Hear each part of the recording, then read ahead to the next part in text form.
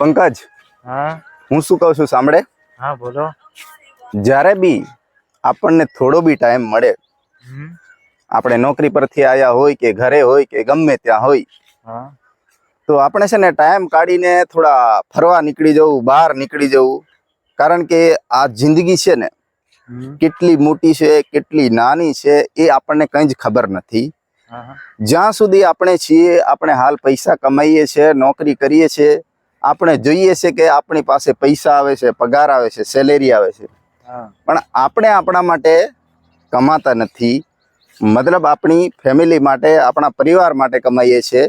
તો આપણે એટલું તો કરી શકીએ કે જ્યાં બી ફરીએ, જ્યાં બી નોકરી હોય ત્યાં જે જોવાલાયક સ્થળ હોય, જ્યાં ફરવા જેવું હોય, જ્યાં આપણને લાગે કે થોડી ઘણી ખુશી મળે ત્યાં આપણે ફરી લેવું જોઈએ, ફરવા નીકળી જવું જોઈએ અને ફરી લેવું જોઈએ. બાકી આ પૈસા તો આવે જાય અને પૈસાથી ક્યારેય ખુશી નહીં મળે. દોસ્ત સારા જીવનમાં હોય અને આવું બધું ફરવાનું આપણને મસ્ત મળે તો ખુશી આપણને મળે. બાકી આપણે એમ કહેતા હોઈએ ને કે ગામડે ના મજા આવે, સિટીમાં મજા આવે. મજા તો બધી જગ્યાએ આવે, પણ વિચારો આપણા એવા હોવું જોઈએ અને આપણા બોલેલા શબ્દો એવા હોવો જોઈએ કે જે બધાને ગમે અને તમને કે રાકેશભાઈ તમે જિંદગી જીવો, પંકજભાઈ તમે જે જિંદગી જીવો છો એ બસ મજાની છે.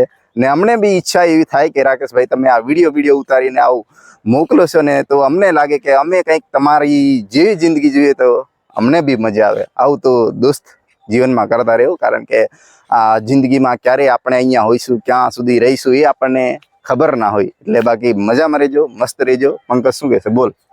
બસ બહુ કહી દીધું. બહુ કહી દીધું, બીજું કંઈ કેવું નથી ને? તો પંકજને કંઈ કેવું નથી તો મારે એ કેવું છે કે ચલો આપણે હવે આ નાનકડો વિડીયો એટલે કે શોર્ટ વિડીયો એટલો જ રાખીએ.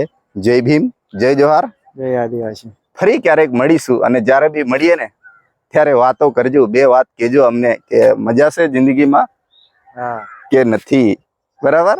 ચાલો.